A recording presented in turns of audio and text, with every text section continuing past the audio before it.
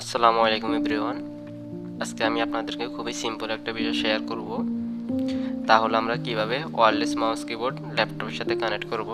এটা খুবই সিম্পল একটা বিষয়, কিন্তু যারা নতুন তাদের জন্য একটু সমস্যা হয়ে যায়। তো আমি প্রথমে A4 ট্যাগের একটি মাউস কিবোর্ডের নতুন কম্বো নিলাম। এটার প্রাইস 1800 থেকে 2000 টাকার মতো নেবে আপনাদের থেকে। তো আমি এটা ওপেন করতেছি। এটা খুবই সুন্দর একটা মাউস কিবোর্ডের কম্বো। এখানে একটা কেবল দিয়েছে।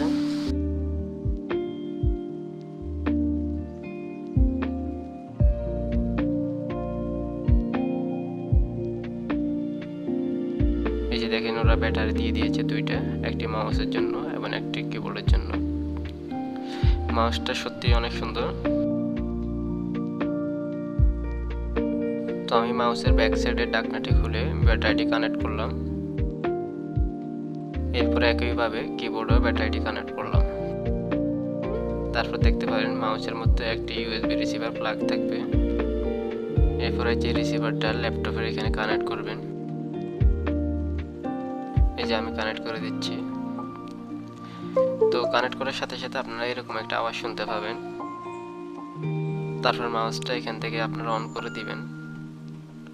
ব্যাস হয়ে গেল। এই যে দেখেন আমার মাউসটা কানেক্ট হয়ে গেল। এরপর দেখবেন অটোমেটিক কিবোর্ডটাও কানেক্ট হয়ে গেছে। এই যে দেখেন আমি এখন টাইপ করতেছি। তো এইভাবে খুব সিম্পলভাবে আপনারা মাউস আর কিবোর্ডটি কানেক্ট করতে পারবেন।